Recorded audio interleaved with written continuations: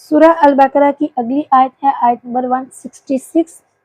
بسم اللہ الرحمن الرحیم۔ اذ جب تبرأ الذین اتبعوا بالکل بے تعلق ہو جائیں گے وہ لوگ جن کی پیروی کی گئی، من الذین اتبعوا ان لوگوں سے جو جنہوں نے پیروی کی، ورأوا العذاب اور وہ دیکھ لیں گے عذاب کو، وتقطعت اور بالکل ٹوٹ جائیں گے، بہم الاسباب ان کے آپس کے تعلقات۔ اس آیت کا محاورہ ترجمہ ہے، جن لوگوں کی دنیا میں پیروی کی گئی تھی جب وہ آخرت میں پیروی کرنے والوں سے بری الذمہ ہو جائیں گے اور عذاب کو دیکھ لیں گے اور ان کے تمام وسائل منقطع ہو جائیں گے۔ سورہ البقرہ کی اگلی آیت ہے آیت نمبر 167۔ بسم اللہ الرحمن الرحیم۔ وقال الذین اتبعوا اور کہیں گے وہ لوگ جنہوں نے پیروی کی تھی، لو ان لنا کرۃ کاش یقیناً ہمارے لیے ہو ایک بار دوبارہ جانا، فنتبرأ منہم تو ہم بالکل بے تعلق ہو جائیں گے ان سے، کما جیسا کہ تبرؤوا منا وہ بالکل بے تعلق ہو گئے ہم سے، کذالک اس طرح، یریہم اللہ دکھائے گا انہیں اللہ، اعمالہم اعمال ان کے، حسرات علیہم حسرتیں بنا کر ان پر، وما ہم اور نہیں وہ، بخارجین من النار کسی صورت نکلنے والے جہنم کی آگ سے۔ اس آیت کا بامحاورہ ترجمہ ہے، اور ان کی پیروی کرنے والے کہیں گے کاش ہمارے لیے دنیا میں لوٹنا ممکن ہوتا تو ہم ان سے اسی طرح بری الذمہ ہو جاتے جس طرح یہ ہم سے بری الذمہ ہو گئے ہیں۔ اسی طرح اللہ تعالیٰ ان کے اعمال کو باعث حسرت بنا کر انہیں دکھائے گا اور وہ نار جہنم سے ہرگز نکلنے والے نہیں ہیں۔ اب دیکھیے کہ ان آیات کا آیت نمبر 166 اور آیت نمبر 167 ان دونوں آیات کا پچھلی آیتوں کے ساتھ چند طرح کا تعلق ہے۔ پچھلی آیت میں عذاب آخرت کو سخت فرمایا گیا، اب اس کی سختی کی کیفیت جو ہے وہ بیان کی جا رہی ہے کہ وہ عذاب دیکھ کر اپنے بیگانے ہو جائیں گے۔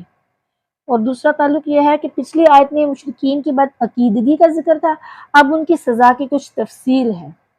اور تیسرا تعلق یہ ہے کہ پچھلی آیت میں بتوں کے قابل عبادت نہ ہونے پر کھلے دلائل بیان کیے گئے کہ رب خالق ہے اور یہ مخلوق، اور مخلوق عبادت کے لائق نہیں۔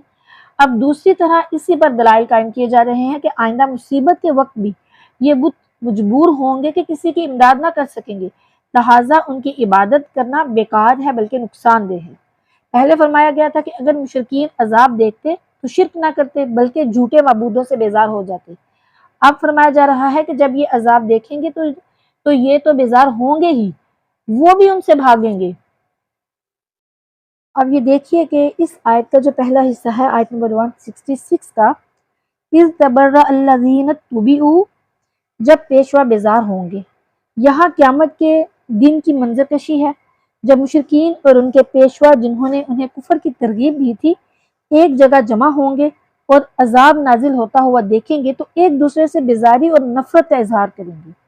پیروکار تو کہیں گے کہ اے اللہ عز و جل، ہم نے اپنے ان سرداروں کی پیروی کی اور انہوں نے ہمیں گمراہ کر دیا، تو انہیں دگنا عذاب دے اور ان پر بڑی لعنت کر، جبکہ جو پیشوا ہے وہ اپنے پیروکاروں سے نفرت اور بیزاری کا اظہار کریں گے۔ مطلب یہ دیکھیے کہ یہ جو مشرکین اور کفار ہیں یہ اس امید پر بت پرستی کر رہے ہیں کہ یہ بت وغیرہ جو ہیں یہ مصیبت میں کل کو ان کے کام آئیں گے، مگر جب مصیبت اور عذاب دیکھیں گے تو وہ ان کی کیا مدد کریں گے؟ وہ تو الٹے ان سے بیزار ہوں گے کہ ان کی صورت سے نفرت اور انہیں ملامت کریں گے اور رب سے اپنی برات کا اظہار کریں گے۔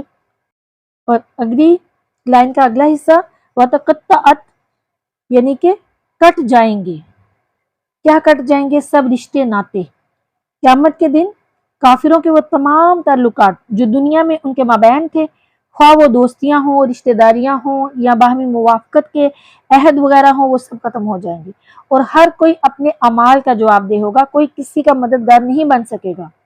یاد رکھیں کہ قیامت کے دن کفار کے رشتے تو ٹوٹ جائیں گے، لیکن اولیاء اللہ اور متقین اور صالحین کے ساتھ مسلمانوں کا جو رشتہ ہے وہ باقی رہے گا. جیسے کہ قرآن پاک میں سورہ زخرف میں آیت نمبر 67 میں فرمایا گیا کہ پرہیزگاروں کے علاوہ اس دن گہرے دوست ایک دوسرے کے دشمن ہو جائیں گے، یعنی پرہیزگاروں کے علاوہ. تو پرہیزگار کون ہیں؟ اولیاء اللہ ہیں، متقین ہیں، صالحین ہیں. ان کے علاوہ جو ہیں باقی سب رشتے ناطے ختم ہو جائیں گے. اب آگے جو آیت ہے، آیت نمبر 167، یہ آیت جو ہے اس میں کفار کی حسرت اور تمنا کا ذکر کیا گیا ہے. یعنی کہ جو کافر ہیں وہ انتہائی تمنا کریں گے کہ کاش انہیں ایک مرتبہ دنیا میں لوٹ کر جانا مل جائے. اولاً اپنے پیشواؤں سے بیزاری کا اظہار کر لیں، مزید اپنے باطل معبودوں سے بیزار ہو جائیں، اور تیسرا ایمان لا کر نیک اعمال کر لیں. کافروں کی موت کے وقت بھی ایسی ہی تمنائیں ہوتی ہیں، جیسا کہ سورہ مومنون کی آیت نمبر 99 اور آیت نمبر 100 میں ہے کہ کافر کہے گا کہ اے اللہ مجھے واپس لوٹا دے تاکہ میں کچھ تو نیکی کر لوں. اسی طرح سورہ زمر کی آیت نمبر 58 میں بھی ہے کہ کافر کہے گا اے کاش کہ مجھے ایک مرتبہ واپسی مل جائے تاکہ میں نیکیاں کر لوں. اسی طرح پارہ نمبر 24 سورہ زمر اور سورہ مومن میں کثرت کے ساتھ اسی مضمون کو بیان کیا گیا ہے. اب یہاں دیکھیے کہ نیک اعمال کی حسرت کرنے والے جو لوگ ہیں وہ کون ہوں گے. یاد رہے کہ ایمان اور اعمال صالحہ کی اصل حسرت تو کافر ہی کو ہوگی، لیکن جو مسلمان ہیں وہ بھی نیکیوں کی کمی اور گناہوں میں ملوث ہونے پر حسرت کا اظہار کریں گے. جیسے کہ حدیث مبارکہ ہے، حضور نبی کریم صلی اللہ علیہ وآلہ وسلم کے ارشاد پاک کا مفہوم ہے، فرمایا کہ ہر مرنے والے کو افسوس اور ندامت ہوگی. صحابہ کرام رضوان اللہ علیہم اجمعین نے عرض کیا یا رسول اللہ صلی اللہ علیہ وآلہ وسلم کیا ندامت ہوگی؟ تو پیارے آقا کریم علیہ الصلوۃ والسلام نے فرمایا اگر نیک ہوگا تو زیادہ نیکیاں نہ کرنے پر نادم ہوگا، اور اگر گنہگار ہوگا تو گناہوں سے باز نہ آنے پر نادم ہوگا. اللہ تعالی ہمیں زیادہ نیکیاں کرنے کی توفیق عطا فرمائے اور گناہوں سے دور رہنے کی توفیق عطا فرمائے، آمین. اب دیکھیں حسرت کی اور بھی صورتیں ہوں گی، جیسے دوسروں پر ظلم کرنے اور انہیں تکلیف دینے والوں کو ڈھیروں ڈھیر نیکیوں کے باوجود حسرت ہوگی، کیونکہ ان کی جو نیکیاں ہیں وہ دوسروں کو دے دی جائیں گی. جسے طلب علم کا موقع ملا لیکن علم حاصل نہ کیا اسے حسرت ہوگی. کسی جگہ جمع ہونے والے لوگ اللہ عز و جل کا ذکر کیے بغیر اٹھ گئے تو وہ مجلس جو ہے ان کے لیے حسرت ہوگی. اللہ تعالی ہمیں نیکیاں کرنے کی توفیق عطا فرمائے، آمین. اسی آیت کا جو اگلا حصہ ہے کہ اللہ اسی طرح انہیں ان کے اعمال دکھائے گا، یعنی قیامت کے دن اللہ تعالیٰ کافروں کے برے اعمال ان کے سامنے کرے گا تو انہیں نہایت حسرت ہوگی کہ انہوں نے یہ کام کیوں کیے تھے. ایک قول یہ ہے کہ جنت کے مقامات دکھا کر ان سے کہا جائے گا کہ تم اللہ عز و جل کی فرما برداری کرتے تو یہ تمہارے لیے تھے. پھر جنت کی وہ عالی شان منزلیں جو ہیں وہ مومنین کو دے دی جائیں گی. اسی طرح صدی بیان کرتے ہیں کہ کافروں کو جنت دکھائی جائے گی اور جنت میں ان کے مکان دکھائے جائیں گے کہ اگر وہ اللہ کی اطاعت کر لیتے تو یہ مکان جو ہے ان کو دے دیے جاتے. پھر وہ مکان جو ہے وہ مسلمانوں میں تقسیم کر دیے جائیں گے اور کافروں کے وارث ہوں گے، یعنی وہ کافروں کے وارث ہوں گے. اس وقت کافروں کو ندامت اور حسرت ہوگی. اسی طرح ابن زید اور ربیع وغیرہ نے بھی بیان کیا ہے کہ کافروں کو اللہ تعالیٰ ان کے برے اعمال دکھائے گا، پھر ان کو حسرت اور پشیمانی ہوگی کہ انہوں نے کیوں برے عمل کیے اور کیوں نہ اچھے کام کیے تاکہ وہ عذاب سے نجات پا جاتے. غرض یہ کہ صرف اور صرف کفر کی وجہ سے صدہا مایوسیاں پیش آئیں گی. پھر یہ بھی نہیں کہ کبھی ان مصیبتوں سے نجات مل جائے گی، بلکہ وہ ہمیشہ اس میں رہیں گے. ان آیات سے ہمیں چند طرح کے فائدے بھی ملتے ہیں. وہ کیا ہے کہ پیشواؤں کا پیروکاروں سے نفرت کرنا اور بیزار ہونا کفار کے لیے خاص ہے، کیونکہ یہ بھی کفر کا ہی عذاب ہے. مسلمان جو ہیں انشاءاللہ عز و جل اس سے محفوظ ہیں. پھر یہ کہ تعلقات اور رشتہ داروں کا کام نہ آنا بھی کفار ہی کی سزا ہے نہ کہ مسلمانوں کی، کیونکہ قرآن مجید میں جو کفار کے عذاب بیان ہوئے ہیں ان سے مسلمان محفوظ رہیں گے، اور جو مسلمانوں پر الطاف و کرم مذکور ہیں ان سے کفار محروم ہیں، ورنہ ان چیزوں کا ذکر بیکار ہوتا. پھر یہ کہ قیامت میں صرف کفار ہی دنیا میں واپس آنے کی تمنا کریں گے نہ کہ مسلمان، کیونکہ دنیا مسلمان کی جیل ہے اور کافروں کی جنت ہے. پھر یہ کہ آگ سے نہ نکلنا اور وہاں ہمیشہ رہنا، یہ کفار کے لیے خاص ہے، اور جو مسلمان ہیں اگر وہ گنہگار ہیں تو وہ اپنی سزا بھگت کر اس آگ سے چھٹکارا پا جائیں گے۔ اب دیکھیے صوفیہ کرام ان آیات کی تفسیر میں فرماتے ہیں کہ اللہ باقی ہے اور ما سوا اللہ ہر چیز فانی ہے۔ جن چیزوں سے اللہ کے لیے محبت کی گئی وہ آخرت میں کارآمد ہیں، اور جن سے دنیا کے لیے محبت ہوئی وہ وہاں بیکار ہیں، اور جن سے اللہ کے مقابل الفت اور محبت ہوئی وہ بیزار ہیں بلکہ باعث عذاب نار ہیں۔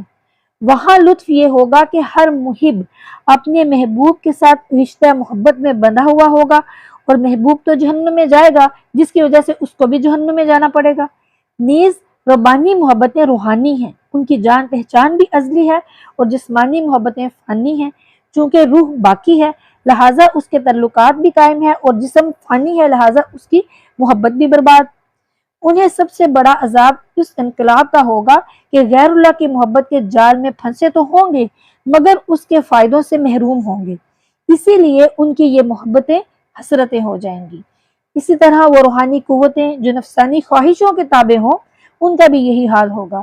صوفیہ کرام فرماتے ہیں کہ سارے انسان زندگی گزارتے ہیں مگر مقصود زندگی میں فرق ہے، کسی کا مقصود مال ہے، کسی کا مقصود تحصیل کمال، ان دونوں کے لیے زوال ہے اور یہ زندگی وبال، اور متقین جو ہیں، مومنین جو ہیں، صالحین جو ہیں، ان کا جو مقصود حیات ہے وہ اعمال ہیں، مگر عاشقین جو ہیں ان کا مقصد حیات رضائے ذوالجلال والاکرام ہے۔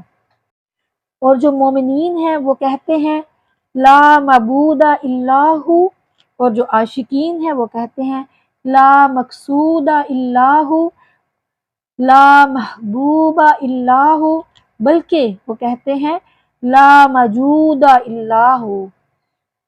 سبحان اللہ۔ اس آیت کا جذبہ بیان یہ ہے کہ کل قیامت میں دنیا کے پیچھے پھرنے والے، اسے مقصد حیات بنانے والے اس مصیبت میں گرفتار ہوں گے کہ مال اور اولاد ان سے نفرت کریں گی، اور انہیں اسی غفلت کی وجہ سے ہر طرح کا عذاب ہوگا، اور ان میں سے کوئی چیز ان کے لیے سبب مغفرت نہیں بنے گی۔ صوفیہ کرام فرماتے ہیں کہ انسانی زندگی نفسانی ہے یا شیطانی، یا ایمانی ہے یا رحمانی ہے۔ جو زندگی غفلت میں گزرے وہ نفسانی ہے، اور جو بدکاریوں میں گزرے وہ شیطانی ہے، اور جو زندگی نیکیوں میں گزرے وہ روحانی ہے، اور جو زندگی اللہ اور اس کے رسول صلی اللہ علیہ وآلہ وسلم میں فنا ہو کر گزرے، ان کے عشق میں گزرے، وہ رحمانی ہے۔ قرآن مجید نے پہلی دو زندگیاں جو ہیں ان کو حیات الدنیا فرمایا ہے اور اسی کو لہو و لعب قرار دیا ہے۔ جب دنیا لہو و لعب ہے، فانی ہے، تو ہمیں چاہیے کہ ہم صرف اس ذات کے ہو جائیں جو کہ باقی ہیں، اور وہ ذات اللہ عز و جل کی ہے۔